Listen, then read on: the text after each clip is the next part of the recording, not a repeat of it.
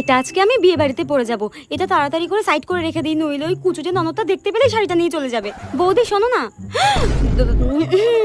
বলছি আজকে রাতে তো আমাদের একটা বিয়ে বাড়ি রয়েছে, আর আমি বিয়েতে ভাবছি একটা শাড়ি পরবো। তোমার একটা ভালো শাড়ি থাকলে দাও তো। কই, আমার কাছে তো একটাও ভালো শাড়ি নেই গো। তুমি তো নিজেই দেখেছো, বলো। বিয়ের পর তো তোমার মাই আমার সব ভালো ভালো শাড়িগুলো নিজের আলমারিতে রেখে দিয়েছে। কি বললে তুমি আমার মাকে?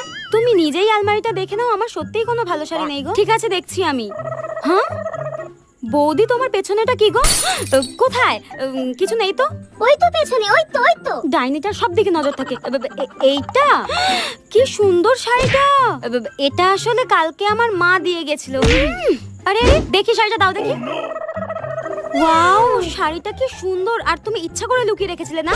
ডাইনি, শাড়িটা দে বলে দিচ্ছি। যাই হোক, শাড়িটা আমি পরে যাবো বিয়ে বাড়িতে, তুমি অন্য কিছু পরে যাও। লুকিয়ে রাখা ভালো লাগে না। কুচিতে ননদের মনে হয় গলাটাই টিপে দিই।